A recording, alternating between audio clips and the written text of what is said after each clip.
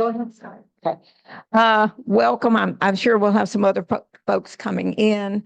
I'm Sharon Conley from the seminar committee. Just wanted to have a few words about the microphone, and then we'll get an introduction and listen to Chelsea. If you have questions, if you can flag me down, I'll come over with this. Otherwise, preferably if you'd come up and use the mic here. Remember, we're on Zoom, so if you're asking a question without the microphone, the Zoom audience doesn't hear the question. So that's why we encourage you to just step up here or flag me down. Preferably, if you can hold your questions to the end, that would be even better.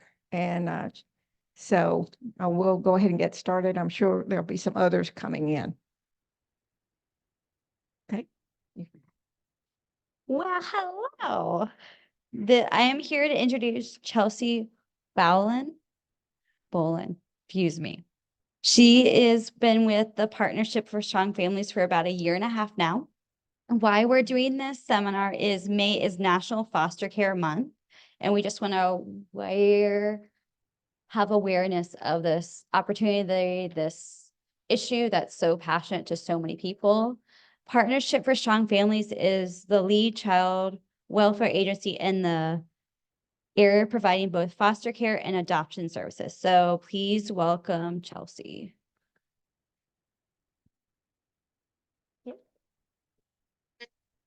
Oh my gosh. Is this good for me to stand here? I know you have Zoom and everything on there. And the microphone. Hello, thank you for having me. My name is Chelsea.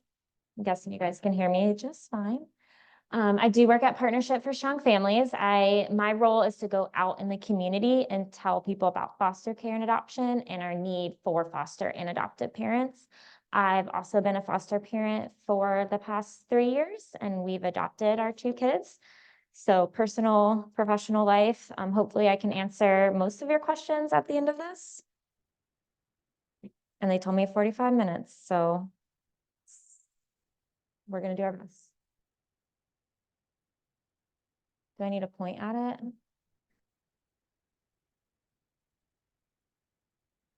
There. Oh. Okay. So foster care, if you're not familiar with what foster care is, it's when DCF has to come in and do an investigation on a child abuse report. And if they decide to remove the child for their own safety, that's when they come into foster care. So there's a couple situations when DCF goes out to investigate. They could decide the child's safe, everything's fine, we're going to leave the child.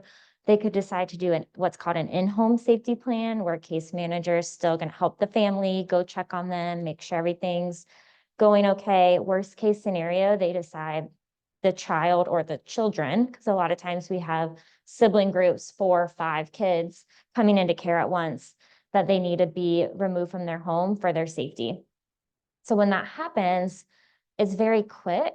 And they're having to grab things quickly, maybe throw some clothes in a backpack, bring your favorite stuffed animal, bring a pair of shoes, and they have to go with a stranger, probably the investigator, and go wait in an office while we start making phone calls and trying to find them a place to go. So it's very traumatic for these kids. It's very hard on top of whatever was already going on in the home to lead to this place. So we're looking for, first, we look for relatives. We try to place them with a relative if at all possible. Then we're going to look for maybe someone who knows them, like a neighbor or a teacher or a family friend, somebody that's not a total stranger. And then we're going to look into what's called licensed foster care. So that's what I'm going to be talking about primarily today, is the licensed foster care. Those are those homes that have gone through our training classes. They've been background checked. They have a bedroom with a bed and a dresser. They're ready to go. They're ready to get that call. It comes quickly. You know, children get taken out of their homes. We're immediately trying to find a place for them to go. We don't want them waiting and waiting and waiting for somebody to say yes to them. And that's the big reason why we need more homes, because there's just not enough. We want to keep siblings together. We want to keep them in their communities. And we need more of our trained, licensed homes ready to go who can say yes when they get that call. When a child enters foster care is temporary. The goal is always going to be reunification when safe to do so. So we want them back with their parents. We want parents to get services and community supports and everything they need to be able to parent their own children and to keep that family unit together. So that's going to be your first main outcome, is reunification. When that doesn't happen, our second main outcome is adoption. So when parents aren't able to complete their case plan for whatever reason, parental rights are terminated and it moves towards adoption. That's going to be the two main outcomes when a child comes into foster care. Hopefully they're able to be reunified. If not, it goes towards adoption. So all of our children that we handle adoptions for with partnership is children currently waiting in foster care. So they've been through the foster care system. There's a lot of stigmas and stereotypes when it comes to children in foster care, and I try to address that the best that I can, because yes, there's going to be challenges and it's going to be difficult and it's going to be hard, but the kids coming into foster care have been through so much that causes the behaviors and the things that you might hear about. And if you knew the stories behind each of the behaviors and why it occurred, it would be more heartbreaking than frustrating. So there's some that I've listed here, just to give you an idea of what they've gone through. The trauma, the separation, the loss, the grief. It's really heavy for little kid brains. And they don't know how to process that. They don't know how to communicate their emotions. It's hard for adults who have been through a lot of trauma to say like, oh, I'm upset because my mom, wasn't able to pay attention to me because she had her own struggles. So now I'm acting out with you as my new foster parent. Like, it's just not something they're able to communicate. They communicate a lot of their pain through behaviors, and that could look like withdrawal, shutting down, silent, the good child who wants to be perfect and do everything right. It could look like the more aggressive rage behaviors, but both are saying the same thing. They're just saying it differently.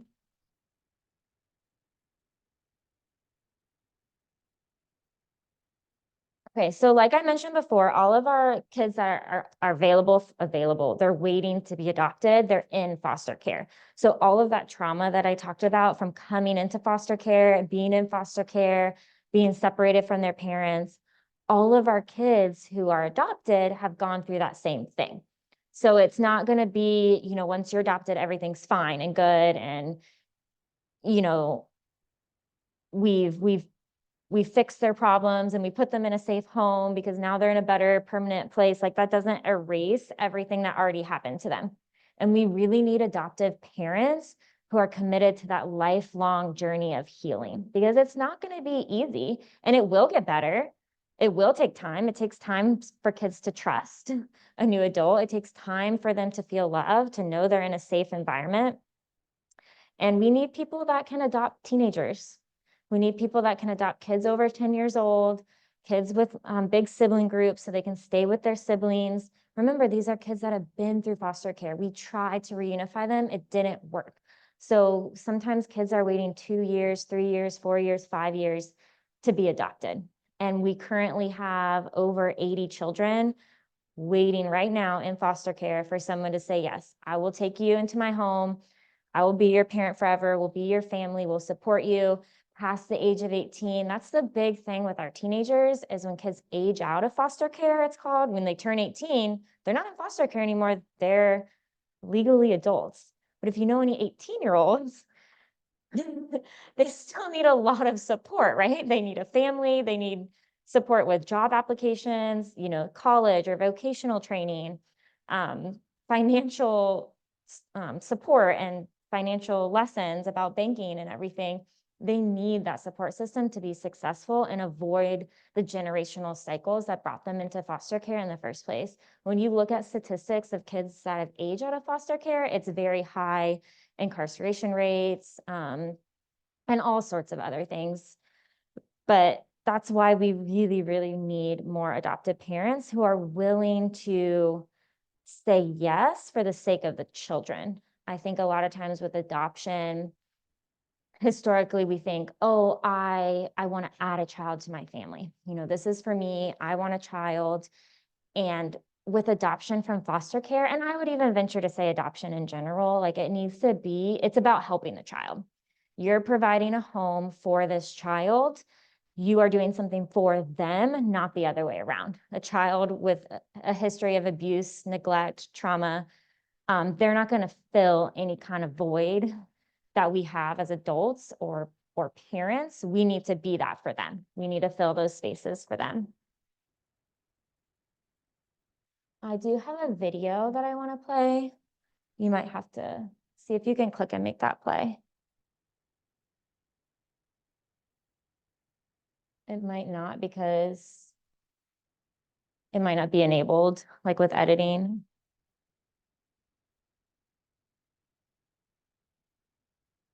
If we can't play it, it's all right. It's also on YouTube. Sure.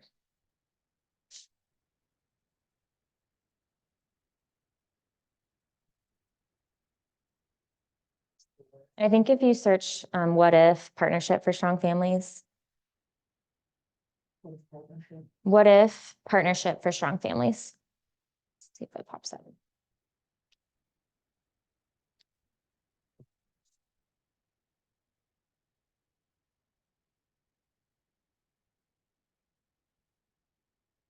You see it?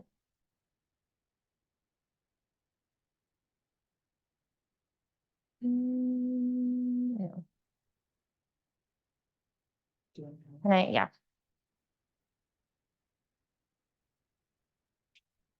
I think maybe if we just go to the website, sorry, that's okay about that.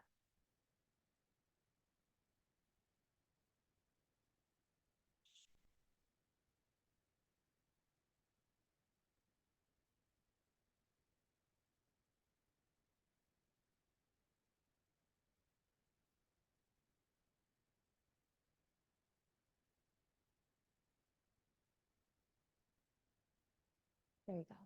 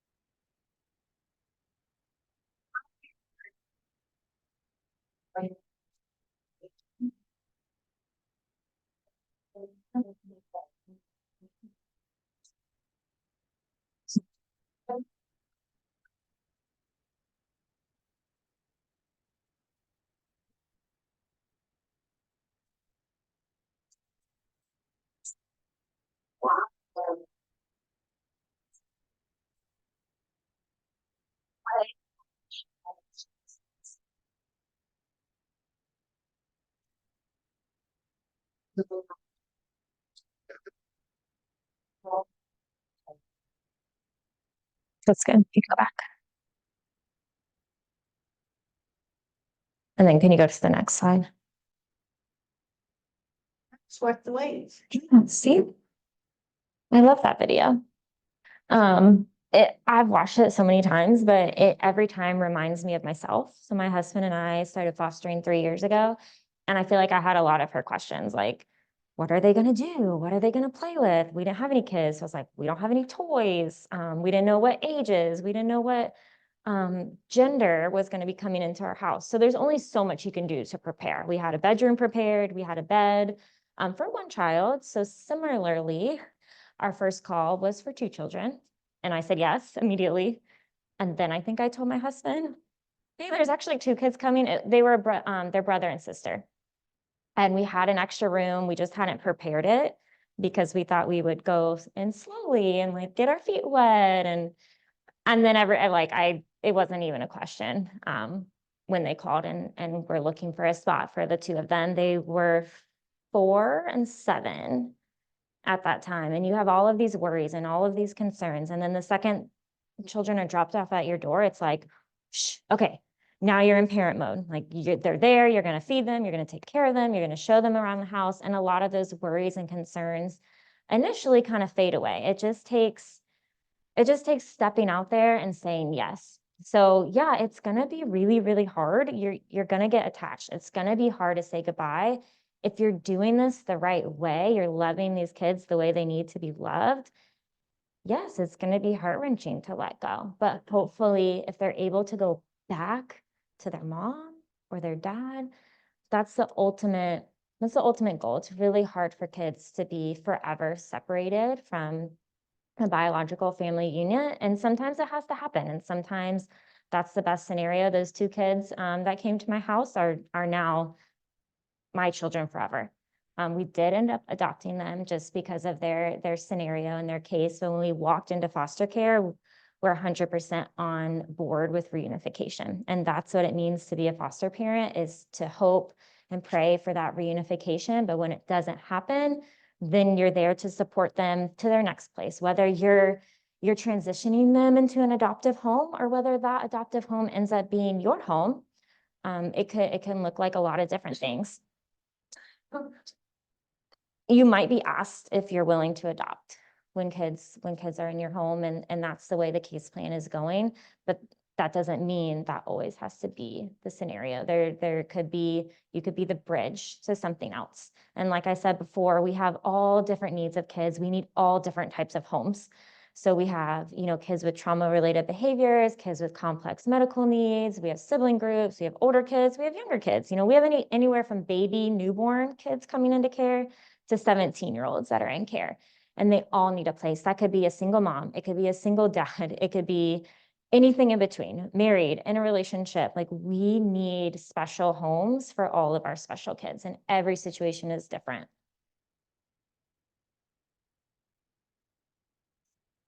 So I put foster and adoptive parents together because I want to make that connection. Yes, we do separate the two. Like, you're either going to be going on the foster care track or you're going to be going on the adoption track. But I think it's important to realize that all of our kids getting adopted have been through foster care. And I'm saying it again because it's really important to realize the needs in both for foster care and adoption. We have all different ages. We have parents that work full-time. We have stay-at-home parents. It can all be done. We will do trauma-informed parenting training. So you need to be open to new parenting techniques. This isn't like parenting your biological children. It's a totally new experience and a roller coaster full of fun and excitement and frustration and all of those emotions. But we just need people that are committed to advocating for the needs for the kids in their home, whether the kids are in foster care, whether they're adopted. If you're a foster parent, the kids in your home, you are the parent. You might be co-parenting with the biological parent. You're going to be working with them, connecting with them, communicating with them, keeping that connection alive for the children to know, I have a connection to my mom. You have her phone number. You can send her pictures. You can tell her what I'm doing. We can FaceTime her. If you have a great relationship, meet at the park together. Like, these are the relationships that can be built. Sometimes foster parents end up being mentors to biological parents. And maybe after reunification, they're still able to see the child because they formed that relationship in a non-judgmental way. They could be babysitters even after reunification. We've had parents who still babysit the kids.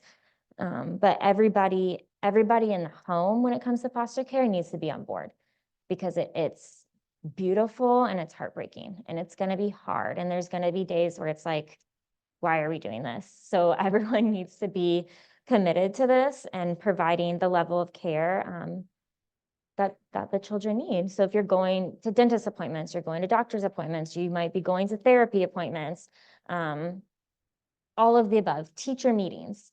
You're doing all the things you would do as a parent because you have stepped into that role. The biggest thing about foster care is plans change.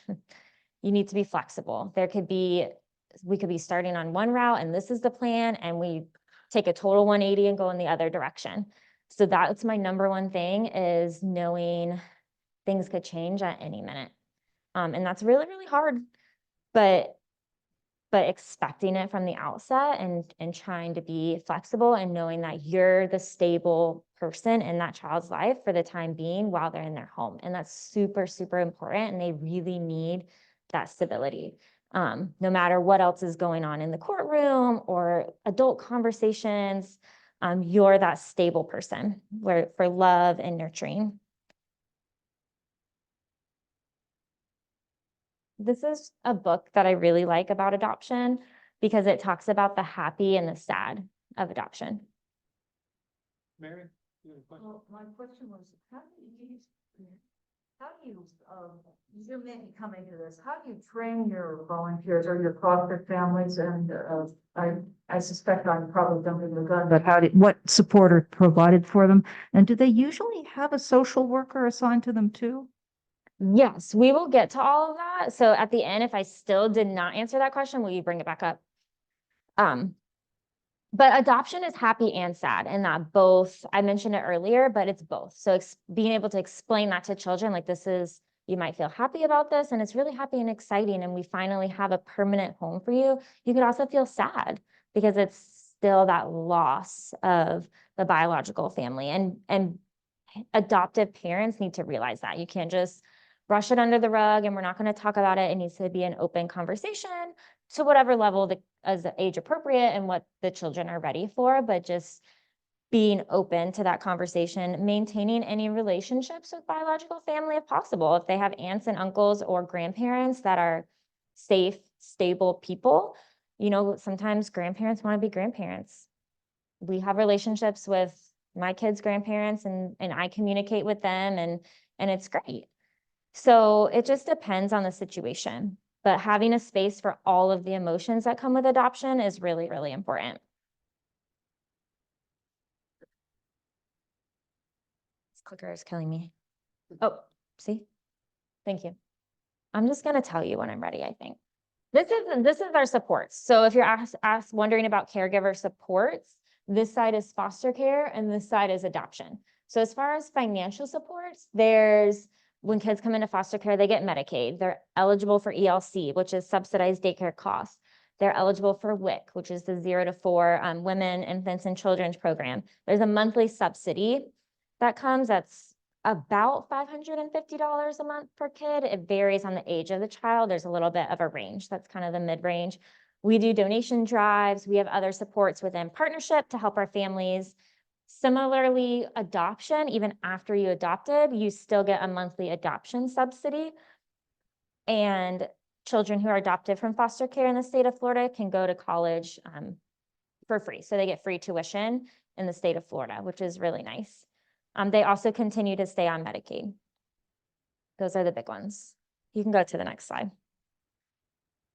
I think I put this here because just to give you a little bit about Partnership for Strong Families, because there's so many agencies and it's a little confusing, but we are the umbrella of everything. So we're directly contracted with DCF to handle foster care and adoption in these 13 counties. So Alachua and all of the ones you see listed here, we have our 5 offices and we do licensing, placement, we contract case management services. The partnership is Partnership for Strong Families, is that like a nonprofit or is it part of DCF or what are you? Nonprofit. We're a 501c3 contracted with the state, if that makes sense. So it's called community-based care, and this started about 20 years ago. DCF privatized the plan for foster care and adoption. The idea is to keep kids local. So we have our prevention services, we have our local resources, we connect with community nonprofits. Like there's a lot of other nonprofits in the area that help kids. So we try to keep those connections and help our families. That's the main difference. Does that help explain? Yeah, so we do adoption services, we contract case management, we do licensing, like we license the foster homes, we place the children, and we have supports, all under the partnership umbrella. You've got. So when you're talking about next steps, this is kind of going to be the next part of it. If any of this is sounding like something you want to do, you want to be a foster parent, you want to be an adoptive parent, you know somebody that would be interested in this, these are your next steps. So foster care, you're going to go down the foster care path. If you have a desire to be that middle parent, you're going to be the one walking them through this really, really hard time. And the desire is to find them a permanent home. Hopefully that's reunification and you get to facilitate and help with that. If not, you facilitate and help with an adoptive placement and you're walking them through that. The middle option is foster care, but if in the back of your head, you're thinking, oh, but I would be open to adoption one day, possibly, you're still going to start with the foster care track. And then we have people who just go straight to adoption. They don't want to be foster parents, and that's fine. You can go straight to adoption. And that would be our adoption track. You can go to the next slide. These are the steps for fostering, pretty condensed. So the next thing is going to be to complete a screening. So we have our recruitment specialist, the one for Alachua County, her name's Jennifer. She's really nice and great, but she would be your next step person. She'll do a screening with you and your family to find out, how many rooms do you have? Why do you want to do this? Do you have any pets? She has all sorts of questions, but basically just to learn more about your family and figure out how many kids you could take in your home, what's your motivation, things like that. And then you're going to do a training class. So this is a 21-hour training class to help prepare you. It's required by the state of Florida to get your license to be a foster parent, but it's going to help prepare you. And it's the same class for adoptive parents as well. And then a licensing specialist is going to come in, do a home study, and then we send everything to DCF. That's the part that can take a while. It's like a 4 to 6 week turnaround. So the process to become a foster parent can be anywhere from 3 months to 6 months. Kind of depends what training class you choose, how long, paperwork takes, background checks, DCF. The adoption process is similar in the beginning, like the first 2 steps are the same, and then you're going to wait for an adoption home study. Adoption takes longer. It's going to be probably at least a year before a child is placed in your home. Foster care is more immediate. So as soon as you get that license, you're probably going to get a call in the next day or 2 because, as I mentioned before, we have kids coming into care all the time. In the month of March, there was 27 kids that entered care. We did not open 27 new foster homes, so we really, really need to build up our base of people that are ready. We have over 800 kids in care in those 13 counties. We have 140 licensed homes. Those homes are not all open. A lot of them are full. A lot of them can only take certain ages depending on what other kids are in the house. So that's why we're really trying to increase our base of homes. Back to adoption, once you get your adoption home study, you would get matched with the kids. Our adoption team would look at your home study and match you with a child. Then they would meet with you, talk with you. There'd be a transition plan. Child is placed in your home. There's a 90 days supervised transition and before adoption is finalized. So we really want to make sure you understand everything. And prior to this, like you've been through the training, you understand what's going on, you met the kid before there's a final decision. So it's not a quick process.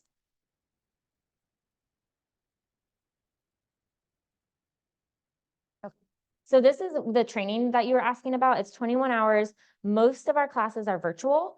We have one in Gainesville in July that we're doing, but it's all about supporting the child in your home. So supporting relationships with the bio family and your family and kids in foster care. That's a new dynamic for a lot of people, and it can be intimidating and it can be tricky, but it can work. I think, treating parents as parents with respect in a non-judgmental way, keeping them informed about what their children are doing can be very helpful. It's not going to be perfect in every case. You know, there's going to be some situations where it's not possible, or it's not safe, or you're recommended no contact. Like everything is different, but that would be the ideal. We would go over your role as a foster or adopted parent. We talk about a lot about trauma-informed parenting. I mentioned that earlier, but we would give you specific skills and tools and understanding of what's going on in a child's brain and how to best work with that behavior in a nurturing but firm way. So we're not going to let everything slide. You know, you're not just going to be permissive, but it's how to correct in a connected way with the child and improve behaviors over the long term. I could go on and on about that, so I'm trying to like stick to it. Like I said, most of them are virtual and it's 21 hours. I do have a couple of them listed on the next slide. So these are our next 3 classes, but I have a whole schedule for the rest of the year. So our next one is a Tuesday and Thursday that starts at the end of May. And then we have a Monday, Wednesday in July. And then this is the Gainesville one, July 13th. And it's also on Saturday. Most of our classes are in the evenings from 6 to 9 p.m., but this is the one that's Saturdays. But if you're interested in more of our classes or anything that I've talked about, I have a sign-up sheet over there. And if you write your name down, I can send you information about adoption, foster care, all of our classes, and other ways you can get connected, which is the next thing I'm going to talk about. So I've talked a lot about how foster care is really great and really hard and really needed. Our foster families need supports. So we have a couple different ways that you could do that. I could come speak if you have other groups for me to speak at. I would love to do that. I speak at all different clubs, different groups of people. If you wanted to invite your friends over, I could come speak and share.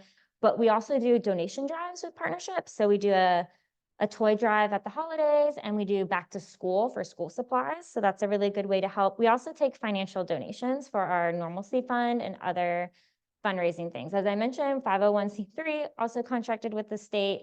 So a lot of our funding for things like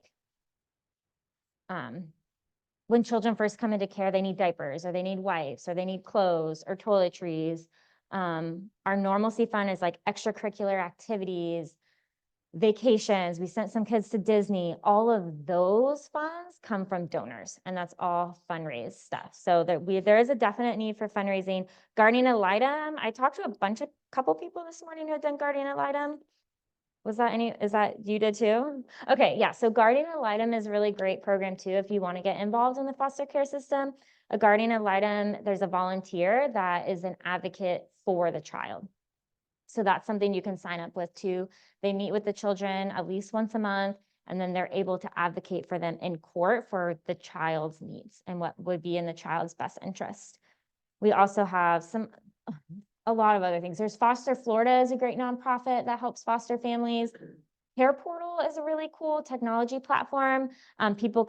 Agencies can input requests into the system. Partnership can input requests into the system for what our families need. And then churches can come in and sort of grab those needs and meet them. So let's say I put in, a family needs a bed to keep 3 siblings together.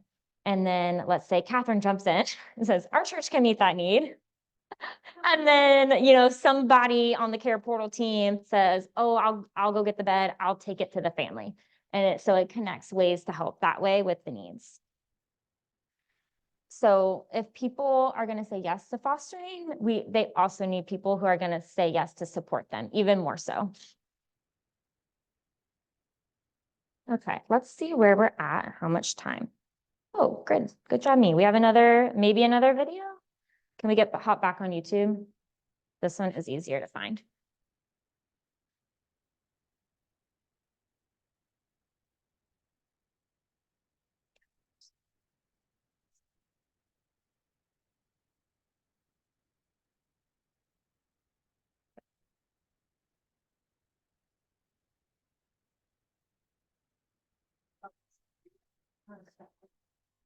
Who's ready? Let me get my water.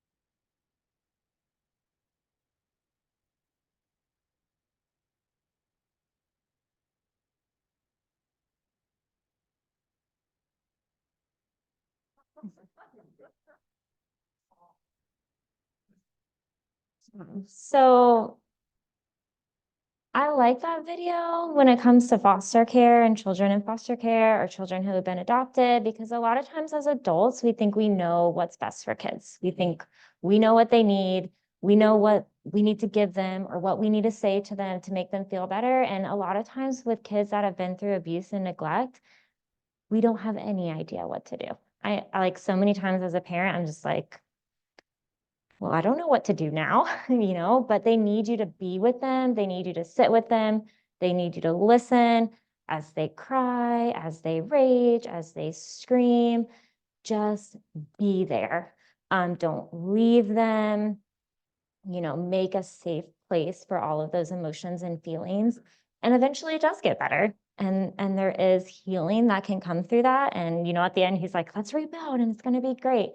And that can be the reality of our kids in care. When they're nurtured and loved, there are success stories and things can come from that one nurturing adult in their life who's going to love them and support them. Even as a foster parent, if it's temporarily, that can make a huge impact. You never know the impact you're going to have on a child's life, but it's going to be huge no matter what time frame it is.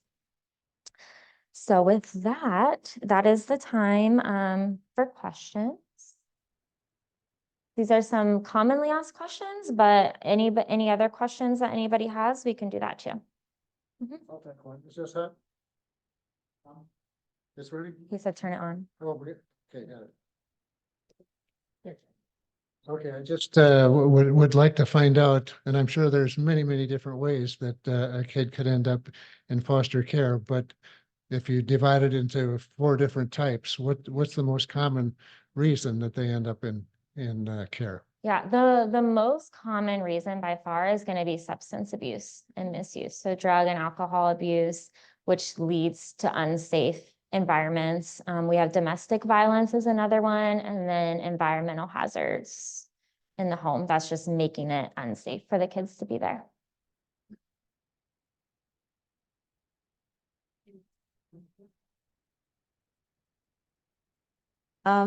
If when you're a foster parent, they're supposed to have an idea that these kids are supposed to be going back with their parents. Now, considering these drug issues and everything, what kind of surety do you have? I mean, is it just going to turn around and happen again? Yeah, that's a good question. So when a child comes into care, the parents have a case plan, and that's where the caseworkers come in and the case management agencies. So the caseworkers working with the parent to ensure they're getting the services they need, and they're going to be the ones saying, oh, this parent's ready, they've done everything they need to do, they're ready to parent safely, and they're going to recommend the reunification. If the caseworkers are saying no, they're not ready, they haven't done everything in their case plan, and that's when it goes a different direction. But it's hard as a foster parent for sure.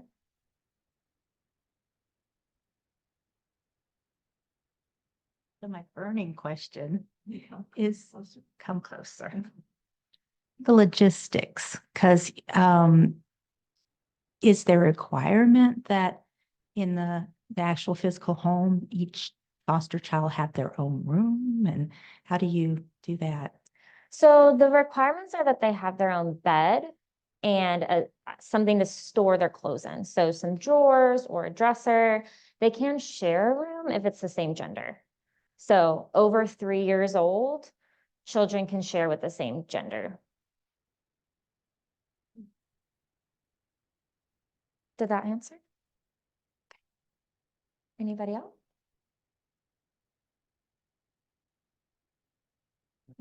He has a question.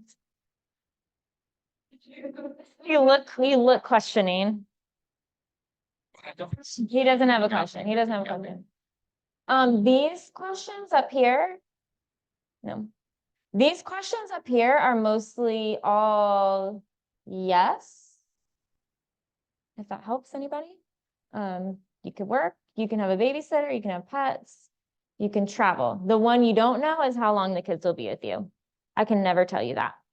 It could be a day, it could be a week, it could be a month, it could be a year. Yes. Can you sign up for short-term foster care? You cannot sign up for short-term foster care just because of the nature of the case plans. We really want people to stay with it for the longevity of the case. But mhm. You mentioned, I think there are 80 kids that are in, I think you mentioned there's something like 80 kids in this position right now. And I was wondering, if before they get into the foster home, what do you do with them? How do you house them when they're immediately brought in? Or if they've just had, parental rights severed? Are you always able to immediately find a placement for them? So it's an immediate emergency need. So as soon as a child is removed and comes into care, they're probably waiting in an office while our placement team is making phone calls as fast as they possibly can.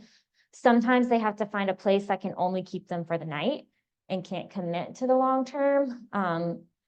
Maybe it's a foster home that has other kids already and they can do the night or the weekend, and then we keep making calls, through the weekend, trying to find a more permanent placement. So I have a question. We fostered dogs before. I know this probably isn't the same way. Do you guys start us with like the easiest kids or like the, well-behaved children, or do you just give us, well, I mean, because some people are like, I want the easiest kids, and then I get like the hardest It's a kids. good question. It is How a do good you- question. Ideally, I would like to say yes. Okay. Like, let's give our new foster parents an easier situation.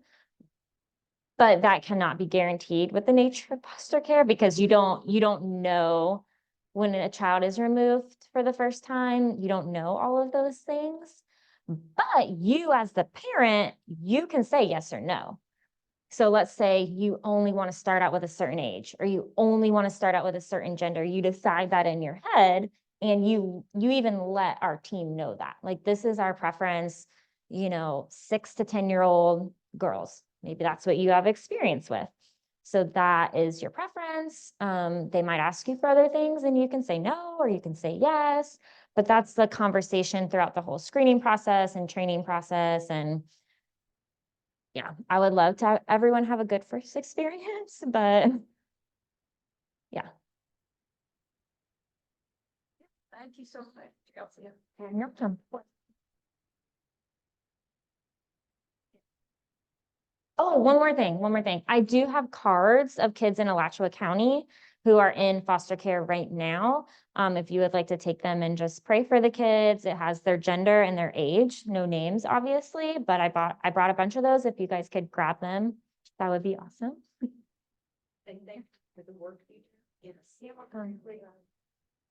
Hard work, and thank you for giving those kids forever homes. You're welcome. Okay. Can I ask about the meetings?